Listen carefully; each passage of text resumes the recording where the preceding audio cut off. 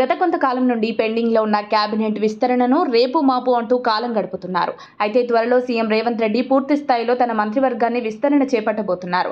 మంత్రివర్గ విస్తరణలో ఈసారి మైనార్టీ నేతకు మంత్రి పదవి దక్కుతుందా లేదా అనేది చర్చ జరుగుతోంది.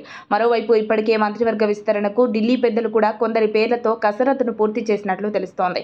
అయితే టీపీసీసీ చీఫ్ నియామకం పూర్తయ్యాక పెండింగ్లో ఉన్న మంత్రివర్గ విస్తరణ పూర్తి చేయాలని సీఎం రేవంత్ రెడ్డి భావిస్తున్నారు. ఇందుకు అధిష్టానం కూడా ఇప్పటికే గ్రీన్ సిగ్నల్ ఇచ్చిందట. దసరాలోపు పూర్తి స్థాయి విస్తరణ ఉండబోతున్నట్లు పార్టీ వర్గాలు చెప్పుకుంటున్నాయి. ఇప్పటికే స్పష్టమైన సంకేతాలు వస్తున్న నేపథ్యంలో ఆశావహులు మరొకసారి తన ప్రయత్నాలు ముమ్మరం చేశారు. ముఖ్యంగా ఈసారి మైనార్టీ వర్గానికి ఖచ్చితంగా మంత్రి పదవి ఇవ్వాలన్న డిమాండ్ పెరుగుతోంది. ఎందుకంటే అసెంబ్లీ ఎన్నికల్లో మైనారిటీ ఓటు బ్యాంకు బీఆర్ఎస్కే ఎక్కువ పడింది.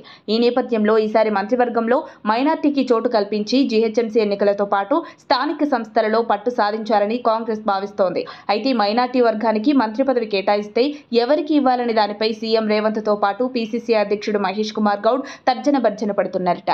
అయితే ఇప్పుడు మంత్రి పదవి దక్కనున్న మైనార్టీ నేత ఎవరు అనేది ప్రధాన అంశంగా చర్చ జరుగుతోంది. ఇప్పటికే సీనియర్ నేత షబ్బీర్ అలీతో పాటు ఇటీవల ఎమ్మెల్సీగా ఎన్నికైన అమీర్ అలీ ఖాన్, వక్ఫ్ బోర్డ్ చైర్మన్ అజ్మతుల్లా హుసేన్, ఫిరోజ్ ఖాన్, అజారుద్దీన్ల పేర్లు పరిశీలిస్తున్నట్లు తెలుస్తోంది. ఇప్పటికే అడ్వైజర్గా ఉన్న షబ్బీర్ అలీకి మంత్రి పదవి ఇస్తే స్థానిక సంస్థల ఎన్నికల్లో మైనారిటీ ఓటు బ్యాంకు పెంచుకోవచ్చని హైకమాండ్ ఆలోచిస్తోందట. ఇక ఈ క్రమంలోనే ఫిరోజ్ ఖాన్ విషయానికి వస్తే హైదరాబాద్లో కాంగ్రెస్ పార్టీలో దమ్మున్న మైనార్టీ నేతగా మంచి పేరుంది. అసెంబ్లీ ఎన్నికల్లో పోటీ చేసి ఓడిపోయినప్పటికీ పార్లమెంటు ఎన్నికల్లో టికెట్ కోసం ఆశించి భంగపట్టారు. ఇదే హైకమాండ్ నేతల దృష్టిలో పడేలా చేసింది. ఆయన పేరు కూడా పరిశీలిస్తున్నట్లు తెలుస్తోంది. ఈ నేపథ్యంలోనే రేవంత్ టీంలోకి ఫిరోజ్ ఖాన్ తీసుకుంటే ఏ విధంగా ఉంటుందనే ఆలోచనలో కాంగ్రెస్ తో పాటు సీఎం రేవంత్ రెడ్డి భావిస్తున్నారట. మరి మైనార్టీ నేతల్లో ఎవరికి ఈసారి మంత్రివర్గంలో బెర్త్ దక్కనుందనేది దసరా వరకు వేచి చూడాల్సిందేనని గాంధీ భవన్ వర్గాల టాక్.